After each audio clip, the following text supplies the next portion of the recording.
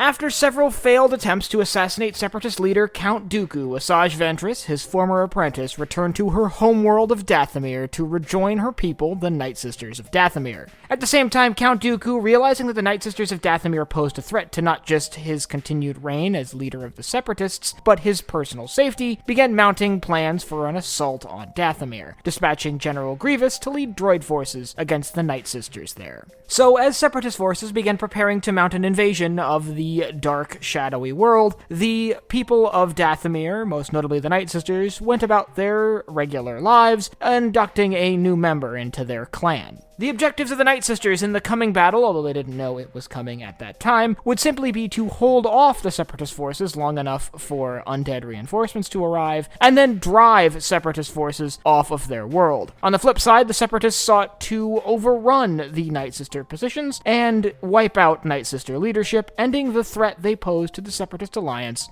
once and for all. The Separatist fleet that arrived in orbit was a significant fleet, consisting of 4 Munificent-class star frigates, 2 Recusant-class destroyers, 2 OH Omni-class support vessels, and all of this led by a single Providence-class dreadnought under the command of General Grievous. After settling into orbit, the Separatist forces deployed 5 C-9979 transports to carry their troops to the ground, supporting these transports by flights of Vulture droids and Hyena bombers, and later droid tri-fighters. As the C-9979s approached their landing zones, the Hyena bombers broke off and, being escorted by a number of Vulture droids, carried out initial bombing raids against Nightsister camps scattered around the area to weaken their initial defenses. This sent the Nightsisters scrambling back to their fortresses in confusion and fear. This gave the Separatist landers a chance to secure a landing zone, as the C-9979 set down in a clearing in the forest and quickly began deploying troops and armor to secure their landing zone. For troops, the Separatists deployed a large number of B-1 and B-2 battle droids, as well as a number of MTTs and armored assault tanks to support their forces from an armored perspective. With their troops now deployed, they began advancing on the scattered remains of the Nightsister defenders, which were starting to coagulate around the fortress. Seeing the imminent Separatist threat, the Nightsisters rallied their forces and prepared a defensive perimeter around their stronghold. The droid formation that was advancing was fairly simple, with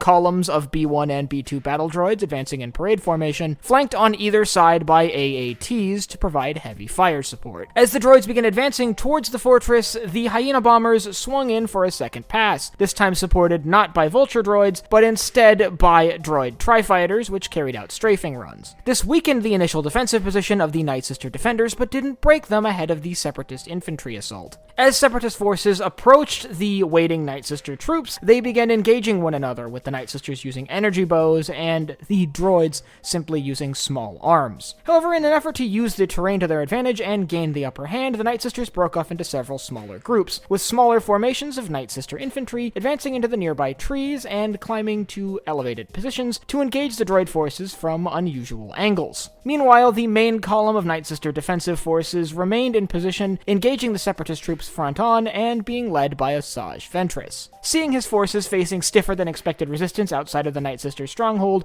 General Grievous deployed a single defoliator tank to the battlefield. This defoliator tank was escorted by 3 armored assault tanks as it began making its way towards the ongoing engagement. Meanwhile, Nightsister leadership retreated to within the stronghold and began using magic to bolster their numbers, calling on their fallen comrades, the dead Nightsisters of old, to join in the battle. As this army of the undead rose, they began making their way toward the ongoing engagement. But before the army of the undead that had been called upon by the Nightsisters could arrive, the defoliator tank arrived at the battlefield and deployed its weapon, with the first defoliator shell landing square in the middle of the Nightsister defensive forces, this causing them to scatter and abandon their defensive positions temporarily. A second shell hit them further behind the front lines, doing more damage to the Nightsister numbers. However, it's around this time that a vast number of undead soldiers arrived from behind the Nightsisters' lines. This influx of troops quickly allowed Nightsister forces to rush and overwhelm the armored forces present in the advancing Separatist force, and turn their armored assault tanks on the defoliator tank, allowing for the destruction of the heavy piece of Separatist artillery. With the initial droid force now destroyed, and the Separatist armor now under the control of Nightsister forces, they begin advancing towards the Separatist staging area. As they approached the landed C-9979, several several armored assault tanks were able to neutralize the commandeered AAT and force the remaining Night Sister forces to fight on foot. However, now that they had the undead forces supporting them, the Night Sister troops outnumbered the droid forces and were able to overwhelm and surround the Separatist command site. It's around this time that General Grievous engaged Asajj Ventress in lightsaber combat. However, after losing that battle, he ordered his troops to fire on Asajj, and the battle once again resumed. With new droids emerging from the C-9979s, the Separatists had once again gained the upper hand. With Asajj now wounded and Night Sister forces now in chaos, the Separatists began a drive backwards towards the stronghold to regain their momentum, this time not being broken by any Night Sister defenses set up around their fortress. CIS forces were able to easily breach the walls of the fortress and wipe out Night Sister leadership, including the sources of the magic that were keeping the undead soldiers in the fight. With the death of Night Sister leaders and the loss of the connection to the source of magic that was keeping their undead soldiers upright, they collapsed on the battlefield, leaving the already outnumbered Night Sister forces now facing an increasingly unfortunate battle. What resulted from this was nothing short of a massacre, as Separatist forces wiped out the remaining Night Sisters, one of the only survivors, Asajj Ventress, being forced to flee from the world. With the Night Sister stronghold now in Separatist hands, this battle could be concluded as a Separatist victory. Interestingly, all of this stems from an ongoing feud between Count Dooku and Asajj Ventress, a feud that started with Count Dooku's betrayal of Asajj during the Battle of Sullust, where he ordered his forces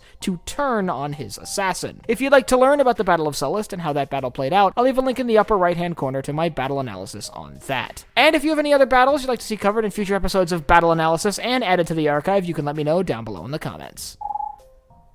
Last but not least, if you enjoyed this video, head down below, hit the like button, the subscribe button, and the bell icon so you get notified when I upload new videos. So for Sci-Fi Deep Dive, I'm Colin, and I will see you next time.